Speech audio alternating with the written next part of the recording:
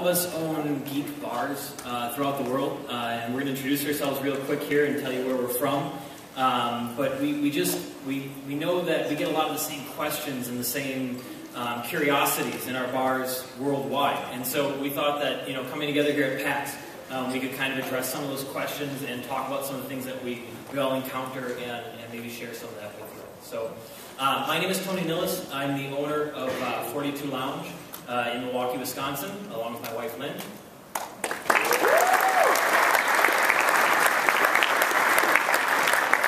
I almost interrupted him to say you are one of the owners of 42 Lounge. I'm owner and / general manager. Again, my name is Lynn Nilles.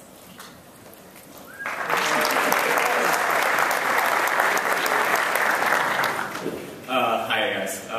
First off, it's a huge honor to even be here today, so I appreciate you guys coming to the panel. So I would never thought, 3 years ago that I'd even be here talking to you people. But my name is Revard. I'm from Wichita, Kansas, and I own Headshots Bar and Grill.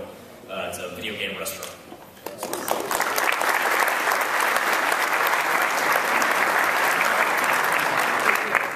All right, my name is Blomberg. I'm from Australia, and I have. What? Are there any other Australians in it, or do you just like Australia? One Australian.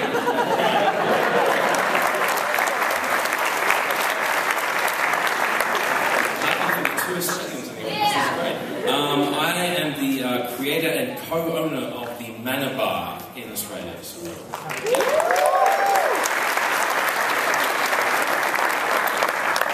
Hello everyone, thank you for coming. My name is Bloch.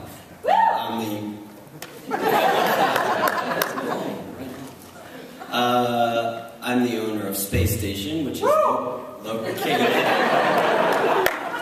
Thank you. Located in Osaka, Japan. I grew up in Maryland, but my bar happens to be there, and at the end of this month, it'll be 3 years old.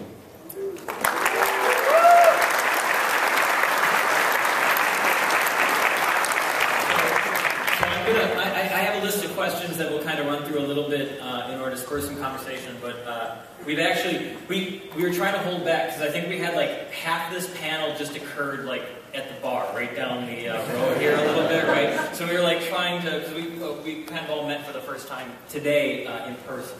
But I'll ask a couple questions, we'll try and spur some conversation, and hopefully towards the end we'll have enough time where some of you can ask us some questions too, right? Because we imagine there's a couple of those out in the crowd. So for any of you guys on the panel, I don't know who wants to start, but for someone who has not been to a Geek Bar before or isn't familiar with what it is that a Geek Bar is, what do you do? Can you briefly explain like what it is that you offer? Alright, so 42 Lounge is in the middle of downtown Milwaukee, Wisconsin. We're actually near a lot of other clubs and lounges, but we offer a different experience. We have Xbox Ones, we have PlayStation 4s, we have Xbox 360, Wii U. We also offer a variety of tabletop gaming. We do esports, we do Doctor Who showings. We pretty much, you name it, and if it's a decent idea, we will do it. So, anything geek. Headshots Bar and Grill is like I said, it's a restaurant. We're a restaurant with a full bar, but then we also offer free-to-play console play some video games and like a cocktail lounge section. So we have semicircle couches set up. We have your own television. You can fit 6 people there and play your games. But we have that. We have 16 stations set up. It's almost like an old Chicago or like a Hard Rock Cafe style, but it's for video games. We have a rock band set up. We do tournament monitors, we have that. We do cosplay events, we have charity events. It's the only place in Kansas you can get a beer, a burger, and play video games at. So we get a lot of people that wouldn't necessarily feel comfortable in a nightclub or like a sports bar, but they'll come out to a video game bar to meet people that share a common interest with them, and so they feel comfortable.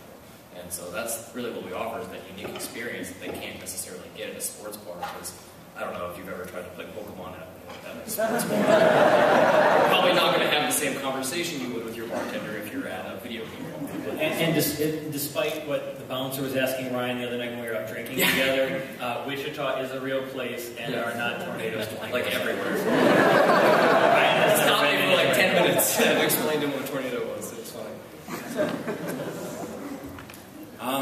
Yeah, so the ManaBar is a video game cocktail bar. I think the big thing for us when we were going into it was to try and create somewhere that was credible to a gaming audience but still being acceptable to a wider demographic. I mean, gaming has had this antisocial, stereotypical kind of stigma about it for many, many years. You know, people who play video games are pasty white males locked in their parents' basements or things like that. And I think by creating a bar environment where video games were playable and the people that we had come into it were just normal, regular, everyday people, you know, that love video games. That was kind of our big goal, was to create somewhere that was a gaming community social hub, but that kind of breaks down that stereotype about gamers. So yeah. Space Station is a video game bar. We don't really do much in the way of board gaming or card gaming. Or any kind of cosplay at the moment, but yeah, it's just video games, like running the gamut from the Famicom all the way up to current gen. And that's what you'll find. Actually, the bar is called Space Station because my local arcade as a kid, there was only one arcade in town, and it was called Space Station, and it was dark and neon lit, like a classic 80s arcade. And so my bar, well, it doesn't have any arcade games, actually. The interior is like that. It's quite dark, and it's LED lit to simulate that same neon thing. So if you were to visit Space Station, that's what you'd see. A lot of home consoles in something that feels like an 80s arcade. Yeah. And you can drink in it. Oh yes, that's right. As like 8-year-olds, we did not drink in the arcade. Well, we're from Wisconsin, so we may have.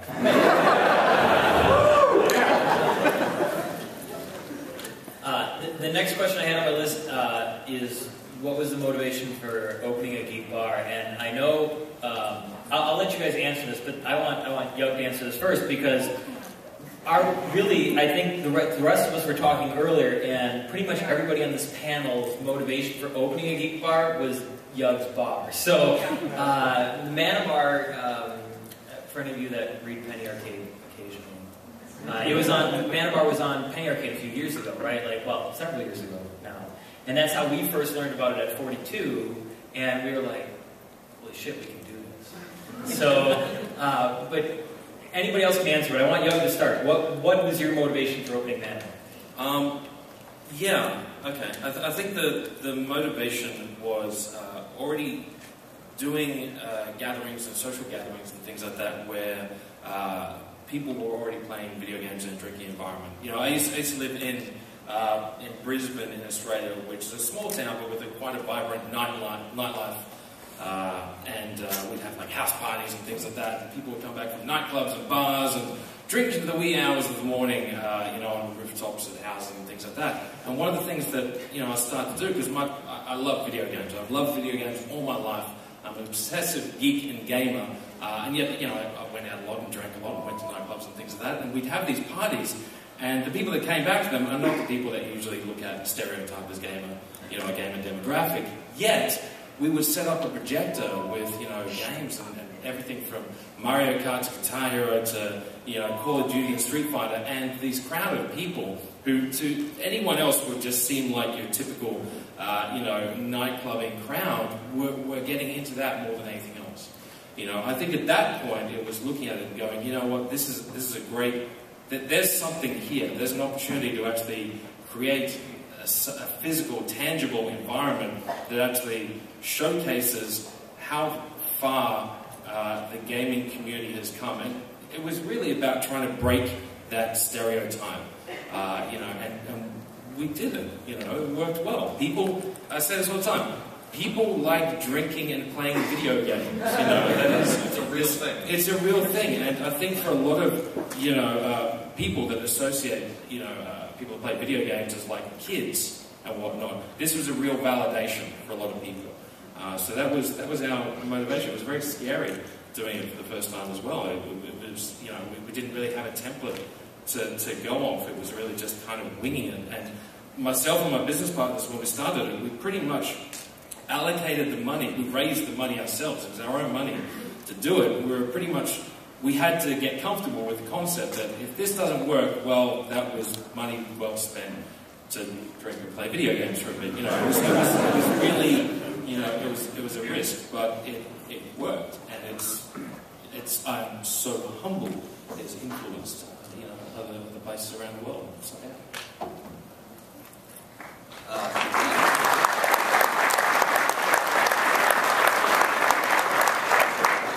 My motivation for opening a video game bar was the epiphany I had that it would be perfect for me to do. It would match my interests and my skill set.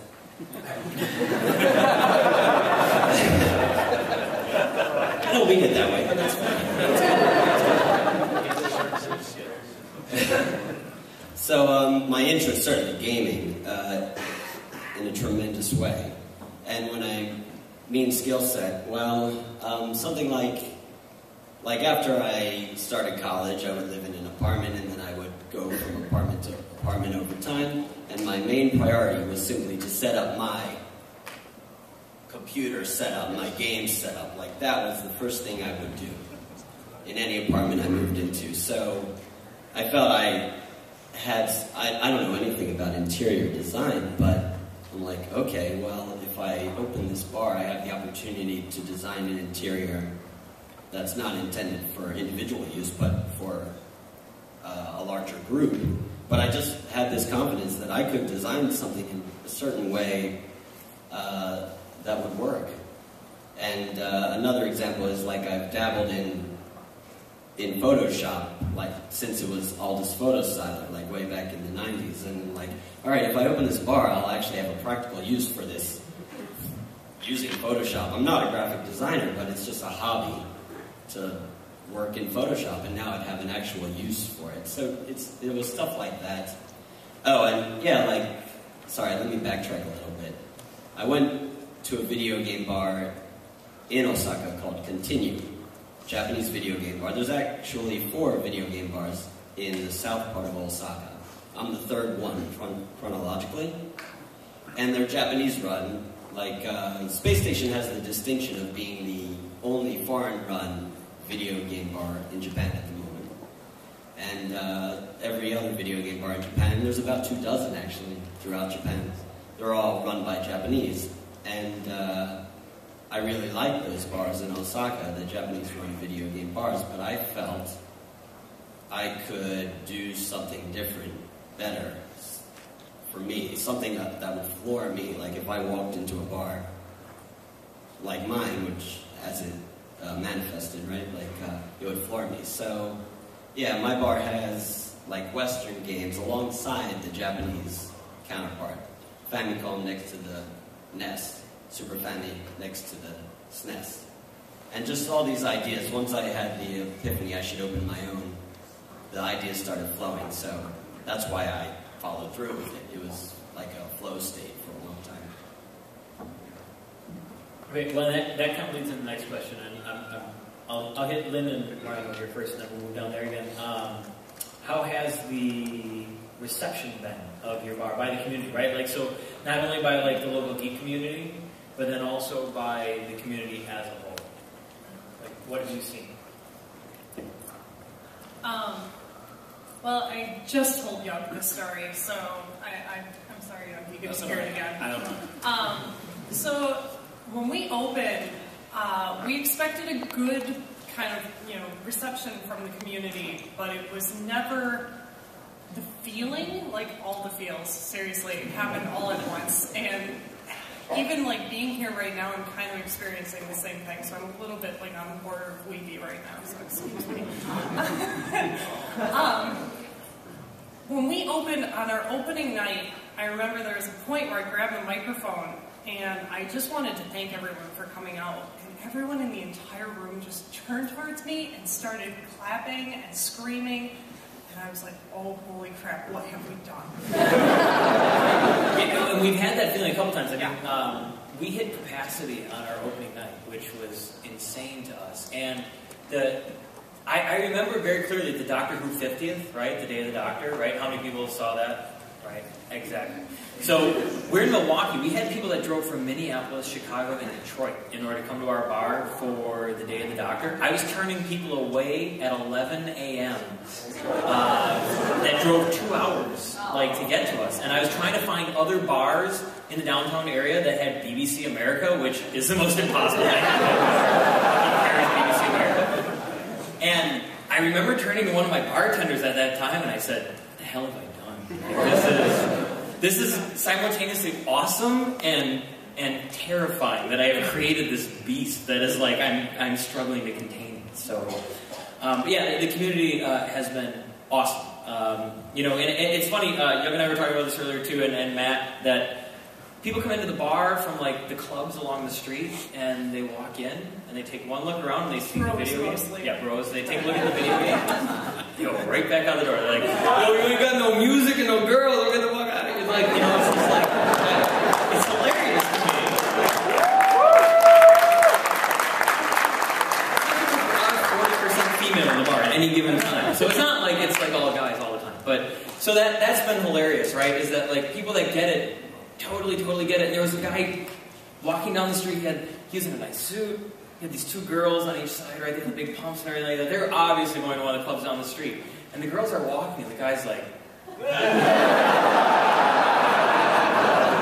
And you knew he was going to go with the girls, but he really wanted to go with me. So that's been really cool. It's completely exceeded our expectations. I'll let Ryan and these guys answer this. Yeah, no, the community's honestly been fantastic. It's blown me away. I mean, we've been profitable immediately out of the gate. It's due strictly to the community and word of mouth. We couldn't afford high-level advertising, so it's just we create something unique and people just spread it like wildfire. It's fantastic, and we haven't peaked yet. We just keep getting busier and busier every month, which is fantastic. It's a great problem to have to buy new equipment and hire more staff. It's great. We've almost been open a year now. It's fantastic, but. No, the motivation for opening Headshots was, I was very, very unhappy with what I was doing on a day-to-day basis. And, I was talking to some people. I was doing a lot of different jobs. I worked at a million different things. Went going to school for a lot of things that I didn't need to go to school for. I have a degree in bartending now, and I use that more than a business degree. It's crazy.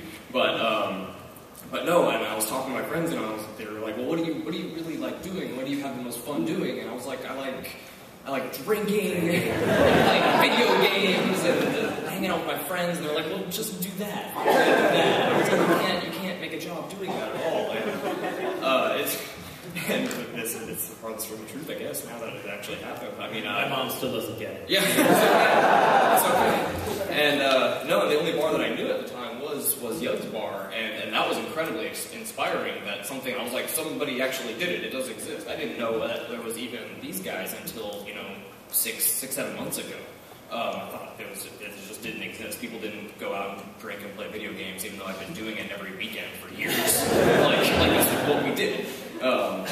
And so I was like, I want a place that I feel comfortable at, that my friends feel comfortable at, and I really had to take that leap of faith that if you really enjoy doing something, if you're really passionate about it, just do that thing, no matter what it is. Forget about the money for a little bit. Just do that. You'll find other people that enjoy that thing as well. PAX is an incredible example of that. I see my customers, when I walk around, I was like, these are people who would go into places like our bars, and it blows me away. And everybody's so nice because we're given that common interest. I worked at Best Buy for a while, and I went to the entertainment holiday kickoff where they send you to Phoenix and play all the games before they come out. Okay. Yeah, it's fun. I went there, and it's really boring for 10 hours. You go to meetings, but then afterwards you go, and the vendors, they have the games that aren't out yet for that holiday season set up in the hotel, and Best Buy gives you a $50 a day per diem, for food. And so we would just go across the street to Subway and get a foot long. And the Sheridan took advantage of that. They knew that we were doing it, and they set up cash bars around the gaming area. And so I got to drink and play video games for a whole week, and I'd never done anything like that. And I came back from that trip, and I was like, I'm doing this. And I started writing the business plan, looking it up, and I was like, I was the most happy I'd ever been, and I wanted to do that every day of my life. And that was the big motivator. I'm blown away by the community, the support that they give, that I'm not the only one that wants to do this sort of thing. So. You know, Ryan's story inspired me that we have to talk to Robert and try and get like a gaming bar set up inside of PAX at some point.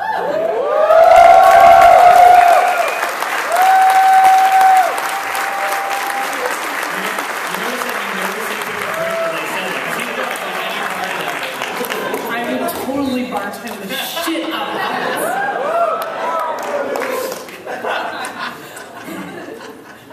I'm sorry. What was the question?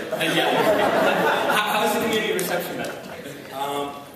So, the thing about these bars, right, is the community aspect of them is critical. That's, I don't know, would you guys agree that's like a large part of why we do it?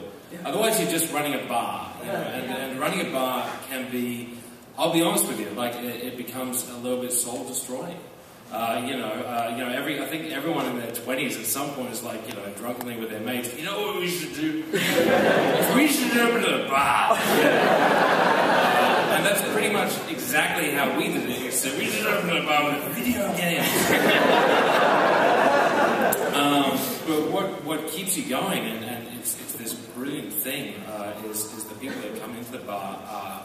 It's interesting how you relate it to PAX. It's very similar to everyone in this room. It is very much a community of people with a common interest that are coming together. You know, I say quite often, you know, forget pool tables, dance floors, multiplayer pick-up turn-based video games, you know, can bring complete strangers together and get people interacting better than anything else. I mean, you know, look around you at this event and you'll see that. Add drinks into the mix, it's even better. And for us it was, you know, fostering and nurturing that community of people. And just, I guess, in a relatable story, like, when we first opened the bar, and again, this was a template where we really didn't know if it was going to work. Like the opening day, we've been working day and night constantly, to try and get this thing ready. We left the bar the night before it opened, and there were 2 people lining up. This was like 3 a.m. in the morning. And I was like, hey, how you doing? What do you mean if we're not open yet? You know? And they were like, yeah, no, we're here. We flew over from New Zealand for a month. That's about a 4-hour flight to Australia. We flew over from New Zealand to get here, and we're lining up. We're really excited. Geeks are really good at lines. But I felt so guilty. I was just like, oh man, this is it's just a room with drinks and video games, guys. But I guess that's the thing. It's we create an environment.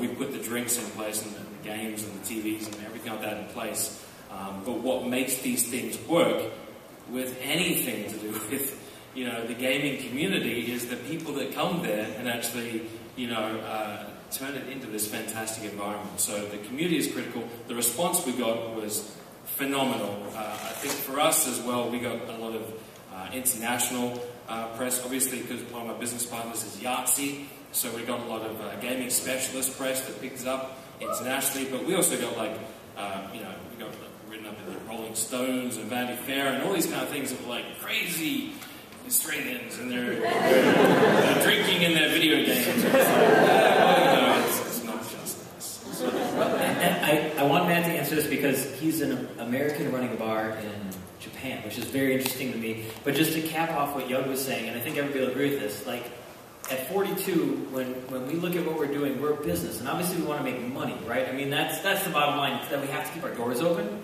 But the way that we approach it is like other bars in downtown Milwaukee approach their business as, okay, what can I do in order to maximize my profits, right? And what we do is we focus on what can we do to maximize our community, and the profits solve themselves in a lot of cases, right? So like if we can create a place that people want to be all of the time, and they want to come for events, and they want to do things at, then things like alcohol sell themselves, right? I mean, because when you have alcohol in front of you, you're going to buy it. It's not like the option is, can I buy alcohol or not buy alcohol? You're not going to choose, well, I don't want any alcohol. That's not but Matt, I want you to answer the same question, because that's for you, especially being a foreigner in Japan. Like, what's the reception been like at your bar from the community? All right, yeah, the community in Japan. Well, as far as Japanese people are concerned, certainly a lot of them have grown up on playing video games. There's less of a stigma associated with video games than there is in other countries.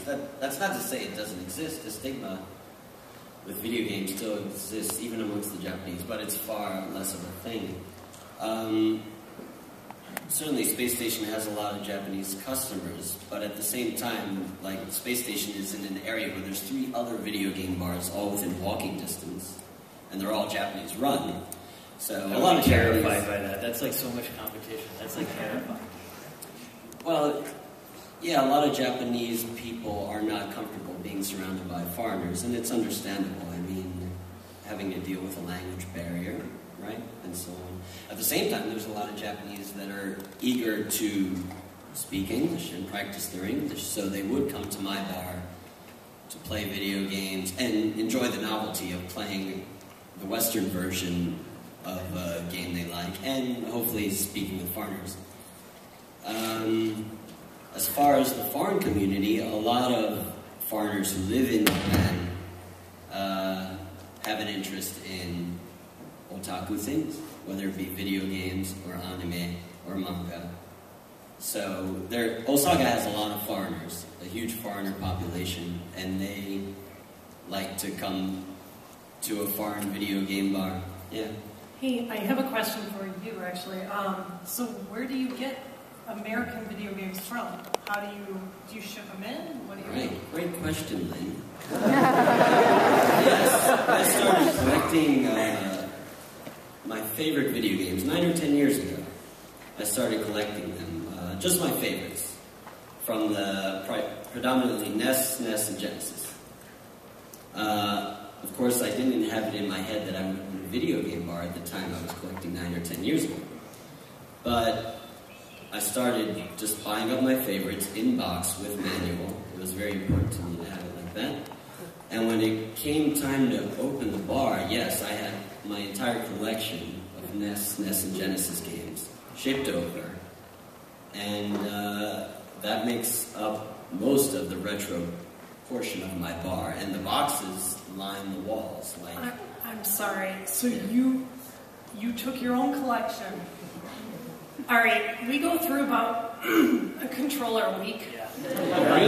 Seriously, there's no way in hell I would ever donate my own collection to my She'd be donating my collection to her. That's not going to happen. Do you go through many controllers? I mean, when a controller breaks, I mean, we consider that just the cost of doing business. Yes. It's like when it's like not to a pint glass and it breaks the bar. I mean, that happens. I mean, controllers break, but I mean, like, so we swap them out, and that's just. We had hardwired controllers for a while, and people would like trip over the cord, and then they smash on the floor. We were breaking thumbsticks on them like crazy on Xbox. Well, thumbsticks, yeah. I mean, I don't know, in my experience anyway, the retro side of things, cartridges and controllers, they're far more robust than... Oh, totally. Like, the Nintendo controller, like, if I could have broken a Nintendo NES controller in half, I would have done that at some point. An Xbox controller is not nearly as robust as that. But yeah, it's a funny thing, like, customers will often ask me, like, how is this stuff still holding up after 2 or 3 decades? And the funny thing is that the cartridges are far more likely to not break than something that's disc-based. we crack a lot of discs. Yes. And most of that's, our customers obviously don't change the discs, so that's like our bartenders, which one of them is in the audience right now, so I'm not going to blame him for that. But yeah, I mean, we do crack an awful lot of discs. Really? Oh, goodness. We go through more controllers. Yeah, you know what? We didn't get that. We didn't get that. And I'm not just like Rock Band controllers? What about those? Okay, drum kits. That's drum kits can go screw themselves. That was short-lived. No, we had like I'm not just a shill here for like Microsoft and Sony and Nintendo and stuff, but and I believe it was actually due to the care that our audience actually had towards the bar. You know, it was very much, and we didn't have like wired controllers. We had wireless controllers that were cabled to the the tables in front of the TV. We've switched to wireless now, and actually, the shocking thing is, so we went hardwired originally because the controllers are in a cabinet where like they're secured in such a way where even if you pull it and unplug it, you can get the cord, but like the plug is still stuck behind the thing, right? The hole's only big enough for the cord itself. And with the new consoles now, with the Xbox Ones and the PS4s, that's not as much of an option. Sure. So we've now gone to like just wireless controllers. Like, here's a controller, go play. And we haven't had. We've actually been. We were expecting them all to get stolen like a day. Like we were expecting like, we go through all of them. Stolen, it hasn't happened. Stolen is the big one. And like when we opened, we drilled these freaking cable things from the controllers to the We tried to copy you. Yeah, we had that. This guy told us like there's a screw, and I was like, I'm not fucking taking all these things apart. Like, don't get me wrong, we broke a bunch of them first. But you can do it because our consoles were behind the bar running long-ass HDMI cables to each TV, so they're very far away from the controllers themselves. But after a while, like we did eventually have to swap a couple of them, not because they necessarily broke, but just some of the buttons got a little sticky in some When we bust our tables, we actually have to bust the controllers. Yes. right. Yeah, exactly. You go We around. sort of Wipe with like alcohol clean down. Yeah, we used to have the stuff. Yeah, we sanitized wipe it down. No PAX box in our bar. But yeah, eventually we actually after a bit we were so busy and we had to replace some controllers and we just didn't have time to drill it and cable it. It was a pain in the ass sort of thing. But like, we didn't have time to do that. And we found no one stole any controllers. None. I think over the course of the first year of operation, this includes controllers that were like cabled down or not cabled down, like just free roaming. And this includes like guitars and things like this. And we had one Xbox 360 controller lost. The only thing we had a picture stolen off a wall. Yeah. It was Boba Fett.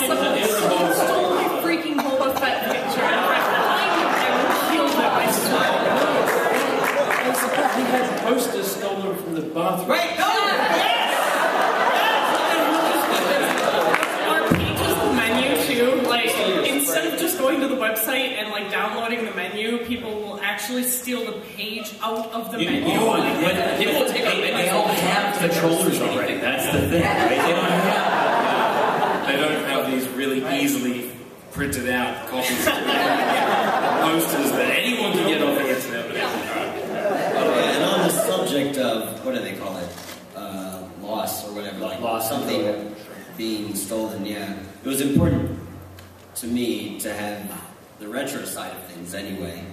Everything within arm's reach. So you want to play The Legend of Zelda, it's all laid out on the counter. You take it. Probably do have to blow into it. I have no problem with that. A lot of people do have a problem with blowing into the cassette, but it works. And you don't need to ask the staff for help. And I feel like blow into it and take an alcohol level reading. So 0.5%. in the shape of the Zelda.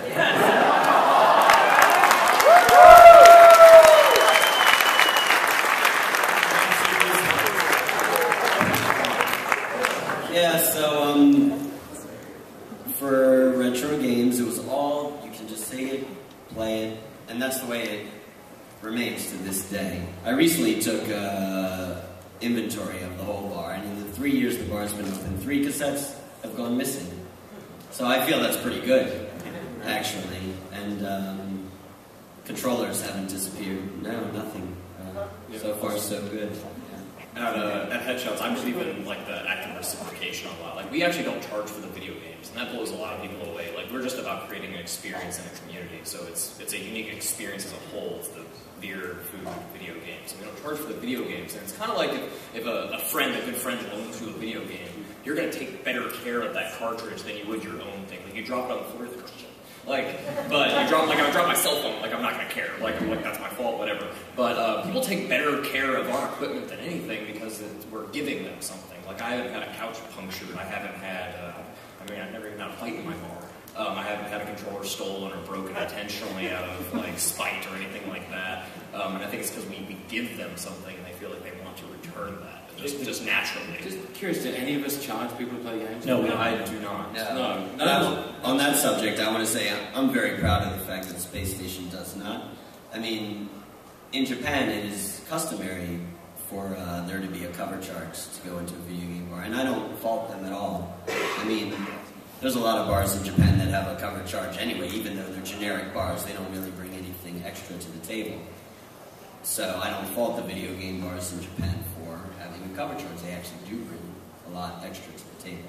But at the same time, I wanted to try to do it without a cover charge. Foreigners in Japan don't respond well to a cover charge.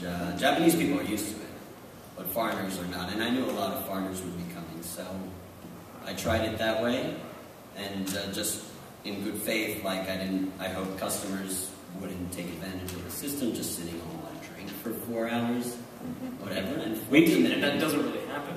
It doesn't happen in mine either. If it started to happen, then I would have to implement something like that. They're going to get thirsty at some point. They're going to smell the food. They're going to smell cheese and bacon. And At 42 people, we're 100% alcohol sales. We're 100% alcohol sales. That's all we do.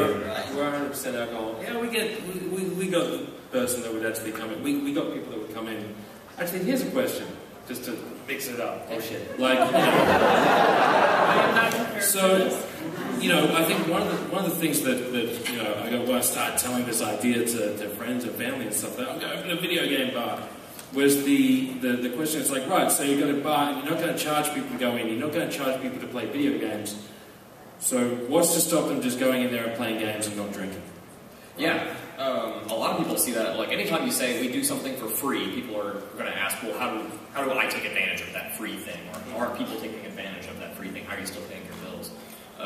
Yeah, no, that's a big deal. And I mean, we have an 80-foot wall that has 8 semicircle couches at them that seat about 6 people, and each one has a television at it. But recently, this year, we added 4 Evo monitors to our secondary wall with bar stools at those as an overflow. So on the weekdays, if someone comes in and want to play like Dark Souls, that's great. They can sit in there in that booth. But then, later at night, I'll let them know, hey, I'm going to see, this birthday party or this group of 6 here. Do you mind moving over? And I've never had anybody complain. Like, oh yeah, I can just slide over there and play. Yeah, that's cool. Also, it's a monitor or whatever.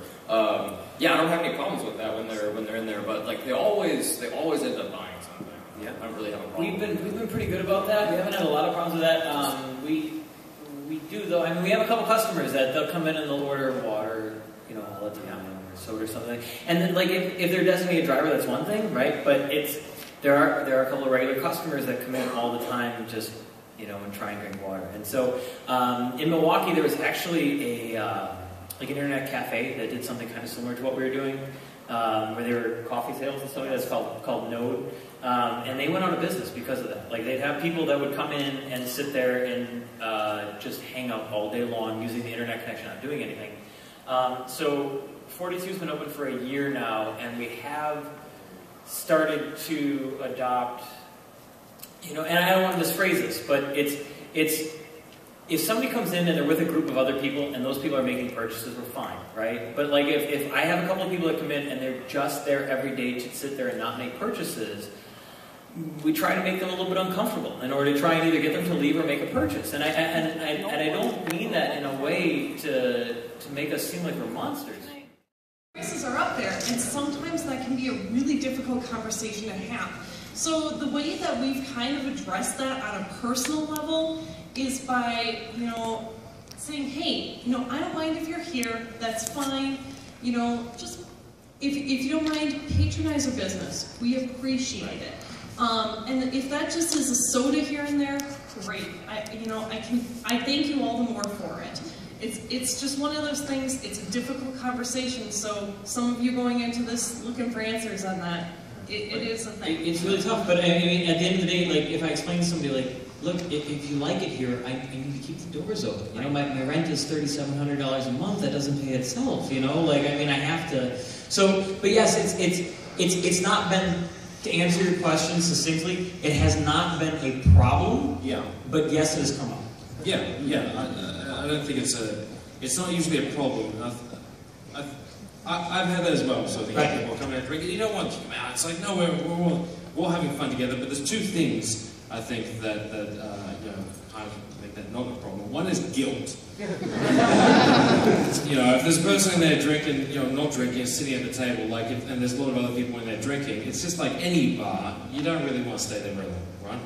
And the second one is, you know, people that play games like to drink. You know, if you're going to a gaming bar, you know, you want to have some drinks with friends and things like that. So it's usually not much wrong, but it is something that comes up. It is something that, you know, you need to consider. And this is the risk that we take, you know, by having a venue where it is free to walk in, it is free to play video games and everything like that. And you know, we just hope people don't take advantage of that. And so far, they don't, because we're doing well. Most people see it as such a unique experience and something that relates to them. They're like, this is for me. Like, I want this to exist, so they want to support it. So. Well, they'll see the value. Like, if they're not playing for the games, they see kind of the value, right? Like, it's like, okay, I'm not playing for games even though I'm paying, you know, $8 or $9. Because, again, we're downtown in the club district in Milwaukee. Like, okay, I'm paying $8 or $9 for this drink, but, you know, if I was charged playing the video, whatever, they can kind of square it in their head, you know? I'd rather a customer spend $4 or $5 on a pint than $4 or $5 on an hour on video games. Yeah, absolutely. Because then there's that entitlement. What am I getting for my hour? Well, it's my a better game time. prices, yeah, I don't want to worry about it. I want to create a better experience. Yeah, that says a lot about the community. They want to support the bar, and they will feel guilty, self-conscious if they're sitting on a drink too long. So yeah, they keep drinking in general, and it never is such a problem that you have to. On that note, does anybody want to buy us around? I'm totally kidding. Yeah, no, this could end badly for us. We'll all be going to the hospital tonight. Okay, so I think one more question, then we'll maybe get some audience questions. Yeah, okay. So this one I think is good because we have 3 different countries represented here, right? So are there certain drinking trends that you see in a Geek Bar or in your particular establishment that you think are kind of unique? I think, I mean, we're in Kansas, we're in the Midwest, so I mean, we do more whiskey and rum than anything. I mean, I carry 22 whiskeys on hand.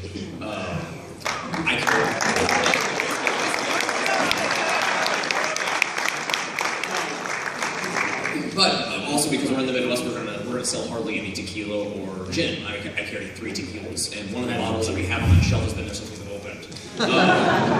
It's the truth. Sorry.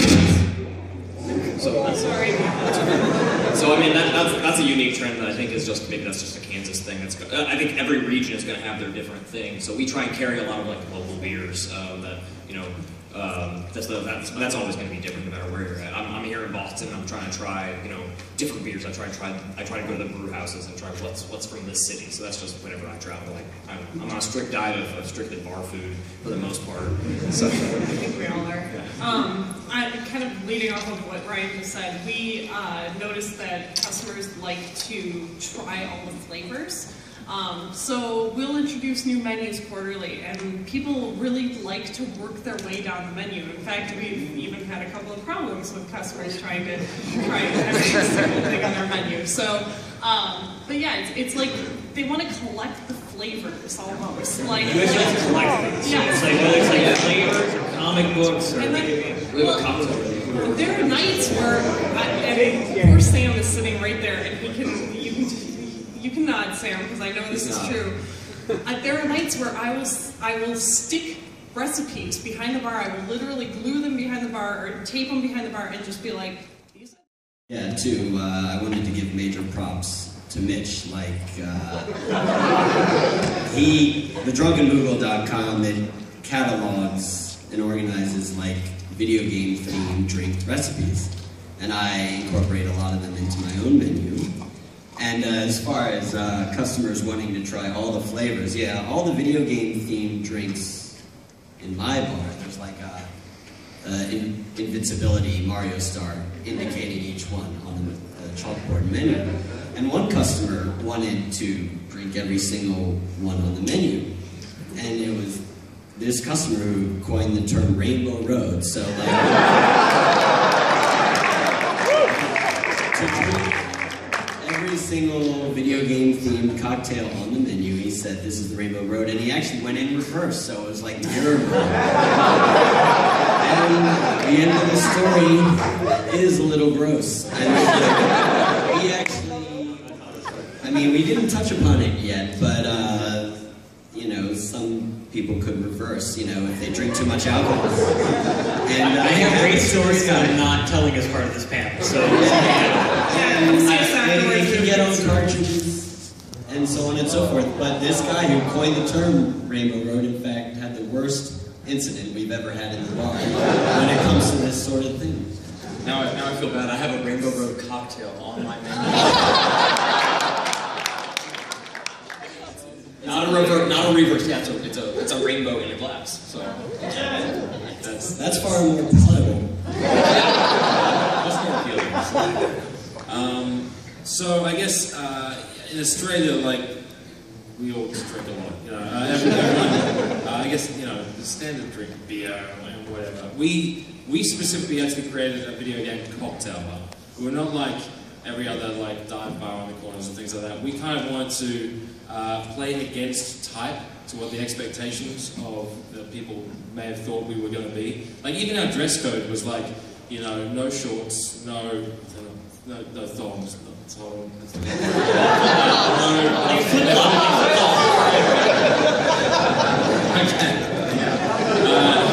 shorts, no thongs. We're like, wear pants and shoes, because you're big boys, come on.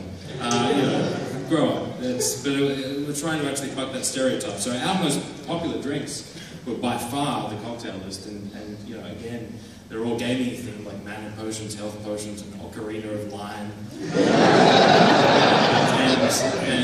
You know, they were the most popular. People would read the menu and they're like, oh my god, I have to try them all. I have to get all the way to the finish, you know, things like that. So, yeah, I don't know what the rest of our country drinks. All I know is what we were drinking. So. we're on May the 4th be with you this year. We're introducing Darth Vaderade. We've done the Qui-Gon Gin and Tonic from Mitch's site before. Basically puns. Although Mitch had the Darth Maltini, and our customers complained because they said we should have done the Emperor Palpatine instead. So that's a real thing that actually happened. These are the kinds of conversations that we have on a Every day. Why don't you have an Emperor Palpatine? That makes me work. Well, actually it does, yes, I guess that That's the tweet that we got last night. Why don't you have... So, yeah, we had a tweet last night, somebody complained that we didn't have a Pac-Man cocktail on the menu. It's like, well... We were like, we can't have every... I can't have everything. Yeah. All the time. Yeah, you can.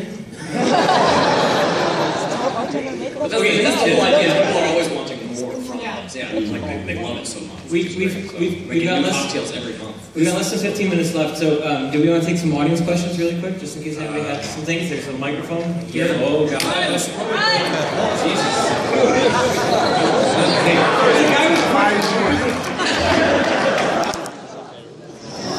Stay calm. He's got a book, that's not fair. Also, for the record, I think we're all pretty nice people. I don't know, Young has very limited time, but the rest of us, I think, will be outside after. Yeah, it's fine. We'll stick around outside for a bit if everyone wants to stick up around with them, so that's good. Yeah. But, by all means. I know he waited an hour and a half for this panel. Oh, then shut up, take his question. I wrote it down. I'll try to keep it short because there's a lot of people. Right. Did every one of you start with your own money? And like, if someone doesn't have a lot of capital, a lot of resources, how does one start a concept like this small and grow incrementally? Save. Yeah. Or a loan. Like, it's not. Well, I didn't find it cheap. Like, it's not cheap. No, it's not cheap. We did it ourselves, but like the best advice I would give you, seriously, is write a really good business plan. Yes. I mean, we wrote a business plan that we revised over 2 years before opening 42. And we didn't end up going for a loan or anything like that, but like if we did, that would have been the most crucial thing. And even negotiating our lease and trying to get aldermanic support for our liquor license, right? Because we had to talk to our alderman in the city to get our liquor license. Like having a business plan and showing like we're totally legit and know what we're doing, that helped. Especially with such an obscure idea. One other thing, calculate it out, do the business plan, get your financials in place, go, this is how much I think it'll cost. and then double that. Yeah. I'm not even like joking or anything like that, like seriously, because there are so many just liquor license or license. There's so many things that are up in the air when it comes to actually doing a bar that you need that support. But especially if you don't have a lot of experience, you might not know, about everything that you need too. There might be things that come up where you're like, holy shit, I didn't even know that was a thing, and then it costs a lot of money. Yeah. And in your first year, a lot of things break, and I'm not just talking about the controllers. Like I'm talking about ice machines, stoves, things like that. It's just, I don't know what it is. We have so many things that have gone wrong. We have an HVAC system. Matt looked really sad when you first said that. Ice machines? Yeah. Yeah, it had nothing to do with me, but a bar around the corner burned down because of an ice machine that short circuit. Sorry, that's why. Related to We're not trying to shoot you down. It's just we're trying to be completely honest. Business We plan. sound so negative. I didn't want to voice it, but you asked. Bar burned down, but it recovered like in 3 days. Oh, there you go. It's fine. Ice machines, I have an association with ice machines. Respawn. Thank you very much.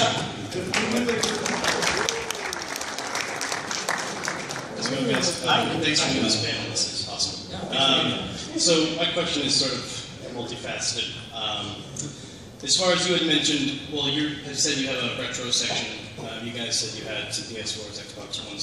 So do you focus a lot on new games that are coming out to get people in the door, say, hey, come by, check out this new game, you buy a couple copies of whatever's coming out on Tuesday? Yeah, we don't sell any copies of games in our bar. Well, not selling the games, but people can come and play the new game before they maybe buy it at home. We try to get the new stuff kind of coming out. People have approached us about the retro stuff. The biggest problem that we have with retro stuff is, again, we mentioned our breakage earlier. And for us, given what we break and the volume of stuff we go through, for us to maintain a retro collection would be very difficult just due to wear and tear, right? Like, if I break some of that stuff, I can't replace it or find parts very easily anymore. So we don't do a lot of the retro stuff. Basically, if we're addressing retro stuff, we do it through like collections discs, right? Like Sega Genesis collections or like Midway collections. But I don't know what other guys are doing for that. We're trying to add retro. We'll probably have it here in the next 60 days at our bar. I'm buying old N64, Super Nintendos, collecting all that right now. We're looking into the legality of having a physical, workable copy of that on the premises, and then actually to prevent damage and breakage. Some of these games are rare. We want to have nice things. Trying to do some sort of legal emulation. Right, that was part of my question. And that's a really legal gray zone that we want to really investigate first before. Yeah, I mean, you can only get sued by Microsoft once. So we want to be very careful about things like that. So, everything. You do everything to get people in your bar. We have launch nights, so basically when a new game comes out, especially on Tuesday, it's a little quieter. A lot of times it's quieter on the weekend. Yeah, absolutely. Have a launch for that particular game. We don't have retro consoles in our bar. We have the virtual console stuff for like XBL or PSN games or whatever. Like We do a lot too. Yeah, but that's just because logistically having a Super Nintendo on the same table where the drinks are sitting next to just freaks me out. So we didn't want to do that. But yeah, we work closely with gaming publishers. Actually, a lot of gaming publishers that support the bar and are very, happy to actually give us games or promotional products or stock or things like that. Because just like anything else, it's seen by them as a community event. But then you've got everything else. You've got like trivia nights, or we had 2 bars, so it was like this bar versus this bar, in different cities, and or cosplay events, or a zombie themed night where every game is like House of the Dead, or things like that. Like you get super creative. Things that you're doing, and no night was ever a regular night. And at Space Station, there's everything from the Famicom up to current gen, like I said, and we have the Oculus Rift as well, which I absolutely love. Demoing for people. Alright, that's hard enough without drinking. Yeah, people get quite disoriented. But I have yet to have anyone. And you have a staircase to get in and out of your place. That's like terrifying. Yeah. I'm on thin ice, but so far so good. I mean, yeah, he's... Has anyone gotten up to like walk off while still wearing it or something? Tony's mentioning the staircase leading up to my bar is quite steep. So yeah, I do have a steep staircase going up to the bar, and I do show people the Oculus Rift, and alcohol is involved. And yet, somehow, nothing has happened. Right. So there you go. But your question was about staying current and having the most recent stuff, right? And actually, Space Station, yeah, I don't necessarily have the latest in the bar. It's a little selfish on my part. Like, if there's some game I'm personally really interested in right out the gate, then I'll have it in the bar. Otherwise, not. Unless there's a lot of requests. Then yes, of course, I get the latest for them. Thank you very much. Yep.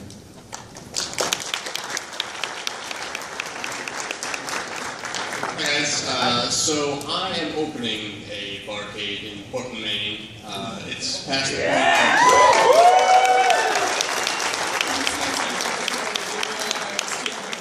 You have the name? Yes, it's Arcadia National Bar.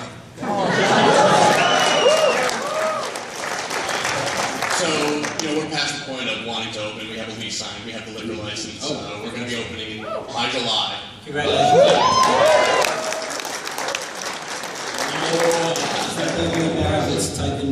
Yes, correct. Right on. So everybody is like really excited for it, but I want to know what should I be scared shitless about.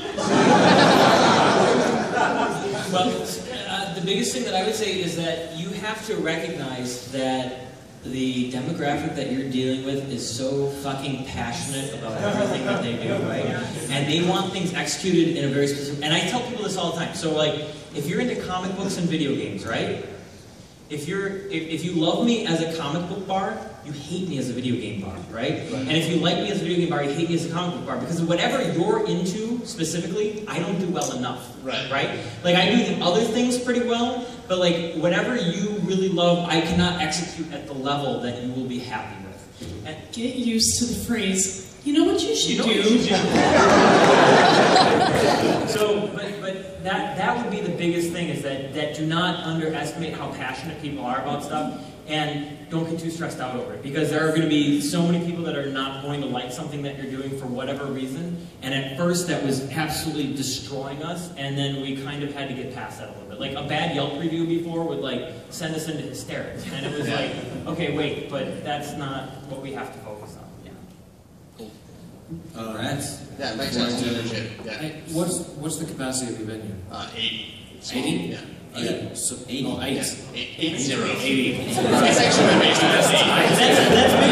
That's bigger than 2 out of 4 bars on this panel. Like, Young, what's your capacity? 50 to 60. And Matt's even smaller. Yeah, 30%. Yeah. We're 125 and Ryan's 130. Yeah. So, I mean, it's not... You're in the ballpark. Yeah. Right. Never have a bar bigger than what your wife can handle. Yeah, That's what my aim is. Gaming bar. I'm single. Come on. I come from a family of bar owners, and that was the advice that my aunt gave me. Now, she was up in the Northwoods, up in the Upers, Yatterhay, but, that joke totally fell flat. I'm sorry. But that's good advice. You can handle 80 people, probably. You maybe and one other bartender. That's fine.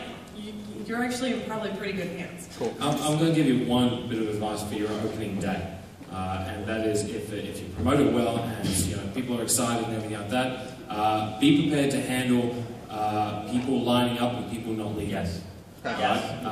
The first bar that we opened up, it went great, and there were actually people inside the bar that left because they felt bad for the people in the line outside.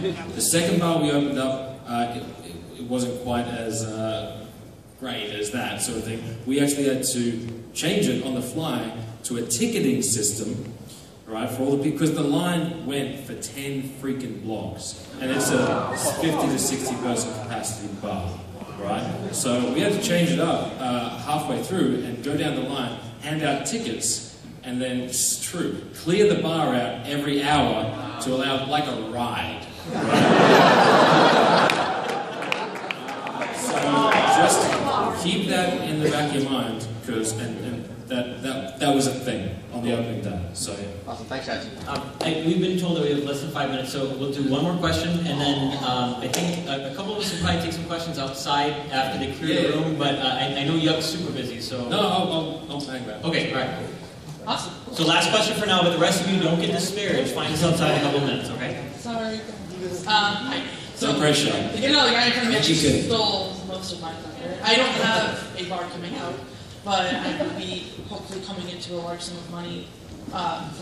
We should talk after. No, and my father has actually offered to invest in me and something in this venue, and I know that a couple friends and I have been talking about it for quite a while, actually.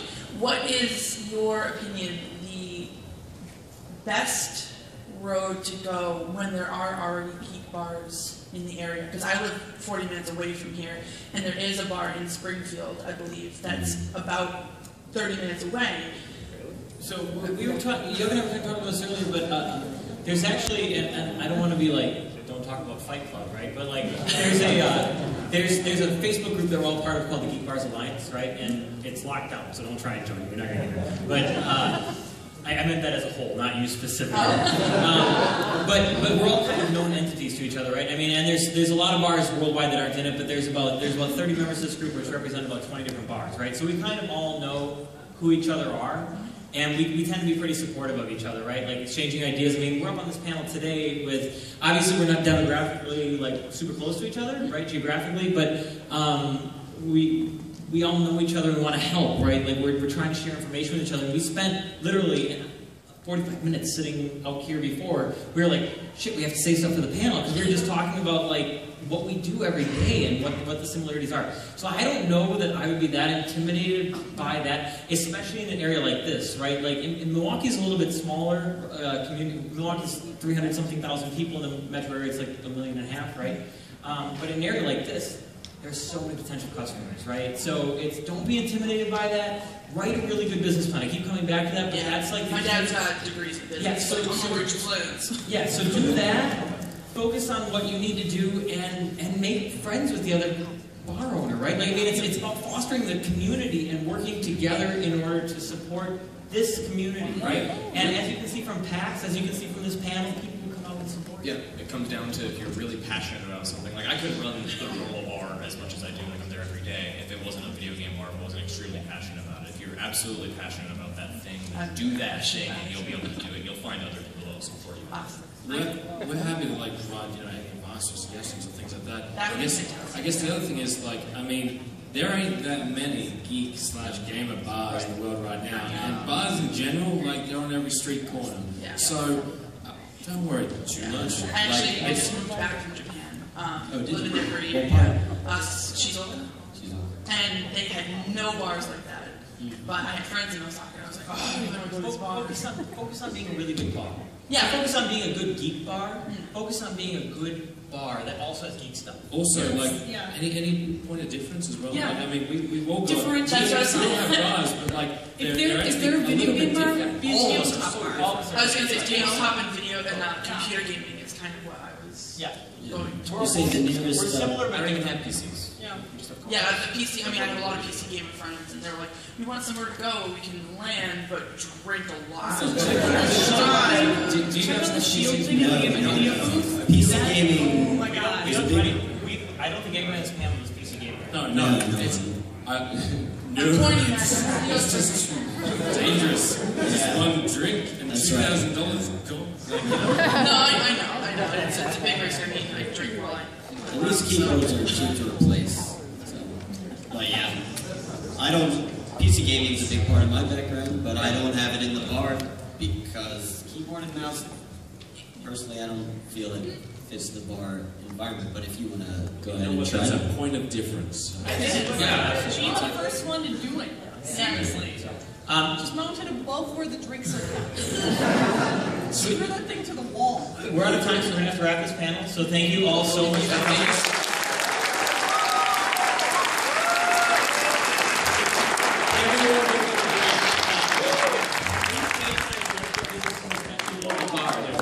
That's a huge thing. Patronize them. If you have any additional questions, we will be